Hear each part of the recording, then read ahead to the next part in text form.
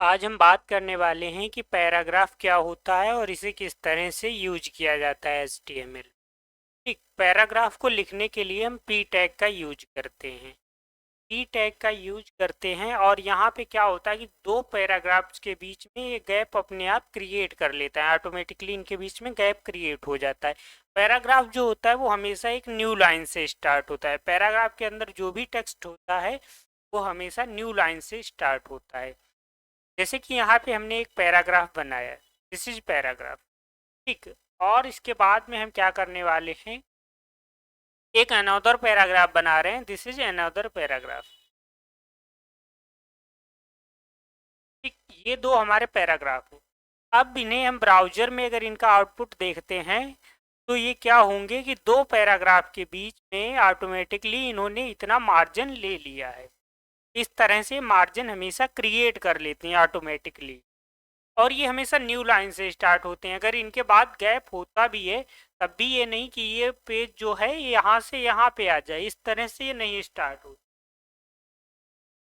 और ये छोटी और बड़ी विंडो के अकॉर्डिंग अपने आप से क्या करते रहते हैं, बैरी करते रहते हैं। कि अगर छोटी विंडो पे होता है तो पैराग्राफ, यहाँ पे कंटेंट अभी कम है, अभी जब हमारे पास कंटेंट ज़्यादा होगा तब हम इस चीज़ को दिखाएंगे कि कैसे ये बैरी करते हैं पैराग्राफ।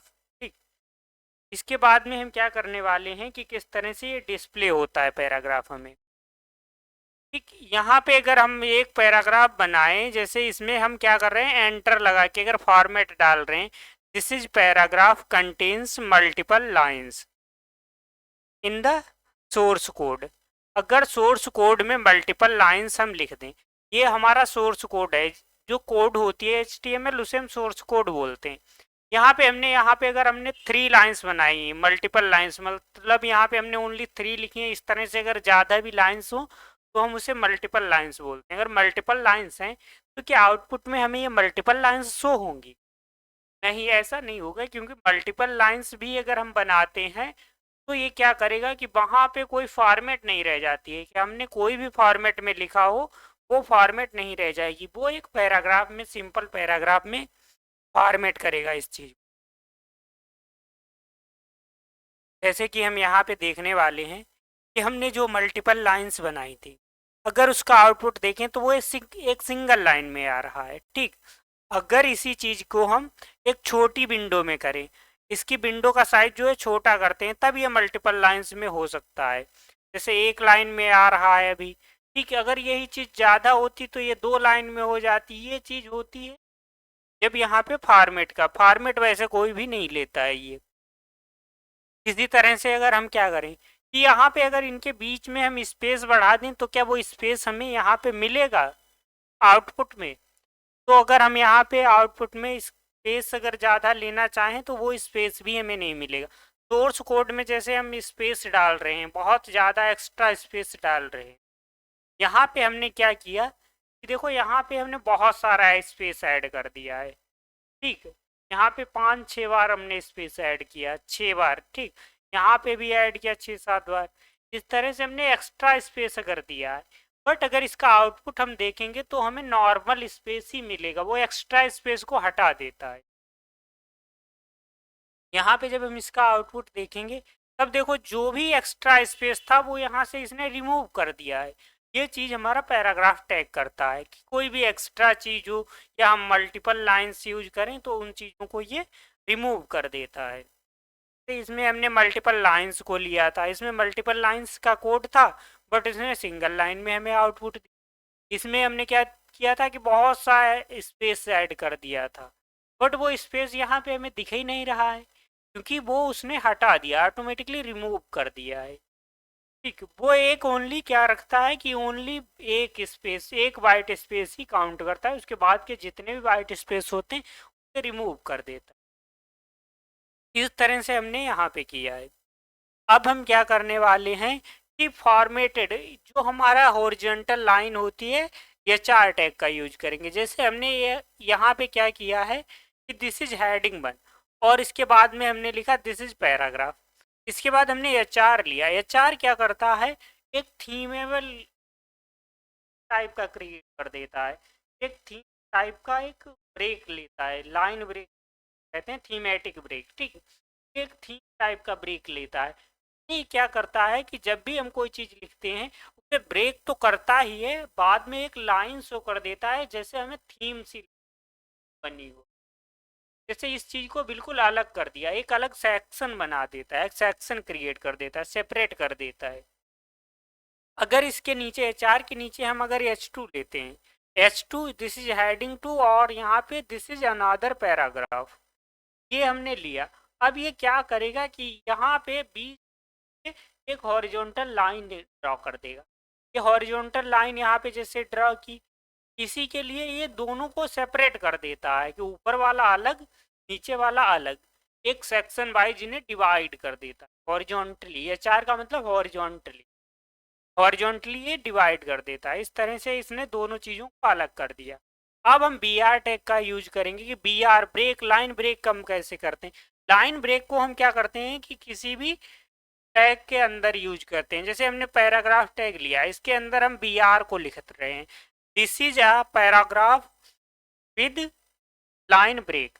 ये पैराग्राफ हम किस तरह का बना रहे हैं, जो हम लाइन ब्रेक वाला पैराग्राफ होगा। यहाँ पे क्या होगा कि इस पैराग्राफ को कई बार हम ब्रेक कर रहे होंगे। ठीक, यहाँ पे हमने एक बार दिस इज के बाद में ब्रेक किया तो ये न्यू लाइन से चला जाएगा, ए पैराग्राफ नई लाइन में आएगा। ए पैराग्राफ के बाद फिर हमने ब्रेक किया तो ये जो होगा ये थर्ड लाइन में आएगा।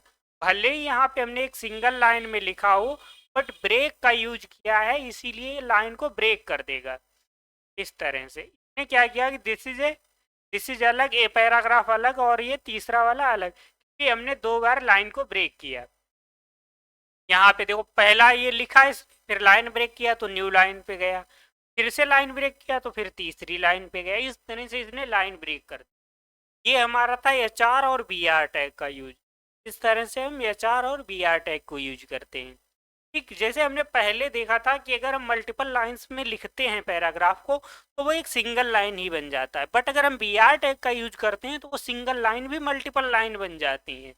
जैसे यहाँ पे ये सिंगल लाइन है और इसमें हमने BR टैग यूज किया, वैसे ही ये क्या हुई, मल्टीपल लाइंस में बन गई। और अगर हम मल्टीपल लाइंस लिखें अगर उनमें BR टैग नहीं यूज करते हैं तो वो एक सिंगल लाइन ही बन जाता है।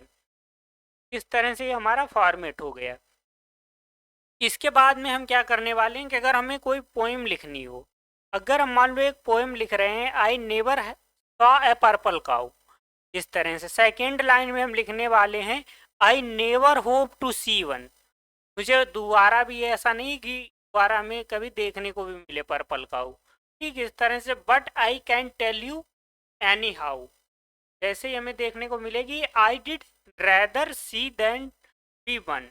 इस तरह से ये क्या होगा कि यहाँ पे हमने इसे मल्टीपल लाइंस में लिखा है, एक पोइम को हमने मल्टीपल लाइंस में लिखा है, बट ये पोएम जो होगी वो एक पैराग्राफ बन के रह जाएगी, ये एक पोएम के फॉर्मेट में आएगी ही नहीं, क्योंकि हम यहाँ इसे पैराग्राफ के अंदर लिख रहे हैं। ये इस तरह से आई है। अभी जो हमने बताया था कि अगर छोटी विंडो हो बड़ी विंडो हो तो वो उसके अकॉर्डिंग वेरी करता है।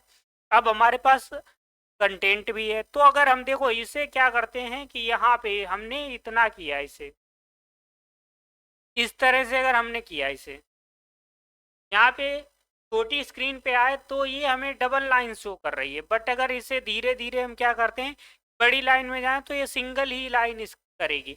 ये ओनली उतना करती है कि जो कंटेंट होता है उतनी ही लाइंस बना लेती है। अगर कंटेंट एक लाइन में आ रहा है तो एक लाइन, अगर कंटेंट एक लाइन में नहीं आ रहा है तो सेकेंड लाइन को क्रिएट कर देती है अपने आप से। ठीक, इस तरह से ये होता है। अब ये प्रॉब्लम को हम सॉल्व किस तरह से करेंगे कि मान लो हमें कहीं पे एक पोइम लिखने को आ गई तो पैराग्राफ से तो हम लिख नहीं पाएंगे, तो इसे हम किस तरह से लिख सकते हैं। इसके लिए हम प्री टैग को यूज करेंगे, जो प्री फॉर्मेटेड टैग से बोलते हैं, प्री फॉर्मेटेड। ठीक, प्री फॉर्मेटेड के लिए हमने क्या किया कि ये सेम पोइम को हमने कॉपी करके यहाँ पे पेस्ट किया। अब होगा क्या कि जो हम स्पेस जितना भी छोड़ेंगे वो सारी चीज प्री फॉर्मेटेड में आएंगी। अब यहाँ पर अगर देखो तो ये यहाँ से क्यों शुरू, प्री फॉर्मेटेड है तो ये यहाँ से भी तो हो सकती थी, बट ये शुरू तो यहाँ से हो रही है। कि ये ऐसा क्यों हो रहा है कि प्री फॉर्मेटेड का टैग मतलब ये होता है कि जैसा भी हम अपने सोर्स कोड में लिखेंगे सेम टू सेम हमें आउटपुट में देखने को मिलेगा। जैसे यहाँ पे हमने इस तरह से लिखा, अगर हम इसके बीच में स्पेस को बढ़ाएं, कहीं पे मान लो हम यहाँ पे स्पेस को एक्स्ट्रा कर रहे हैं, यहाँ पे हमने स्पेस को बढ़ाया, तो अब ये स्पेस भी बढ़ के ही हमें आउटपुट में आएगा। जितना भी स्पेस हम सोर्स कोड में देंगे उतना ही यहाँ पे स्पेस भी एक्स्ट्रा ऐड कर दिया। जो चीज हम जिस फॉर्मेट में अपने सोर्स कोड में लिखेंगे सेम टू सेम उसी को ये हमें आउटपुट में देगी।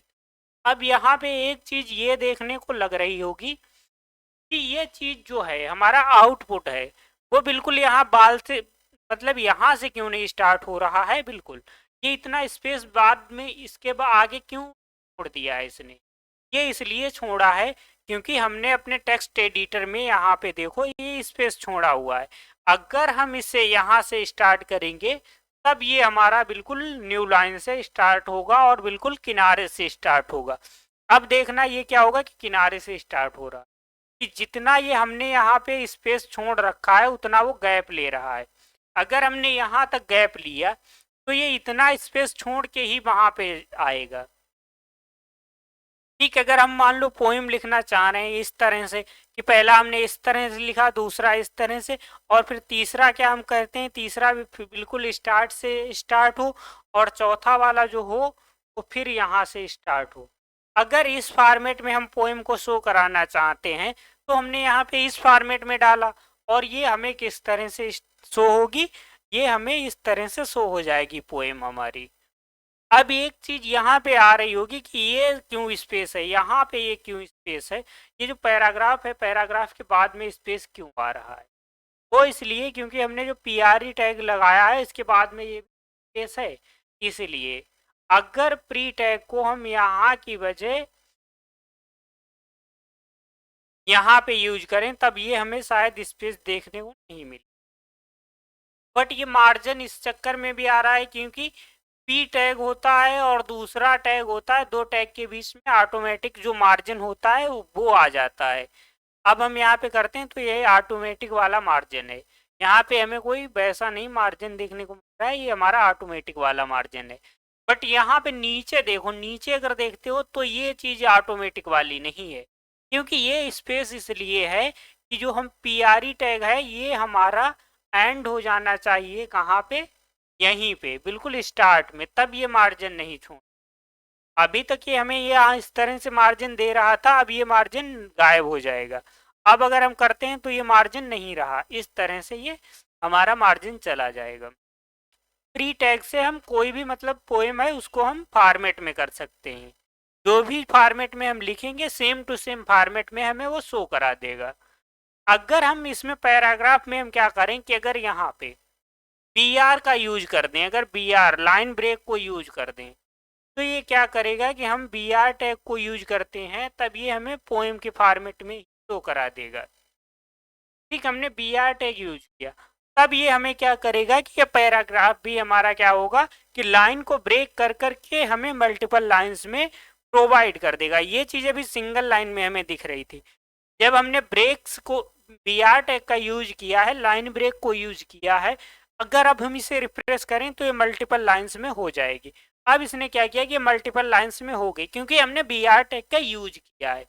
इस तरह से हम पैराग्राफ में वर्क कर सकते हैं कि पैराग्राफ को हम किस तरह से मॉडिफाई कर सकते हैं, क्या क्या हम कर सकते हैं। बाकी हम इसका फॉन्ट साइज और ये सारी चीज़ें हम स्टाइल एट्रीब्यूट के थ्रू कर सकते हैं, वो हमने इसकी पहले वाली वीडियो में बताया हुआ है। ठीक, आज की वीडियो में इतना ही, मिलते हैं हम लोग नेक्स्ट वीडियो में।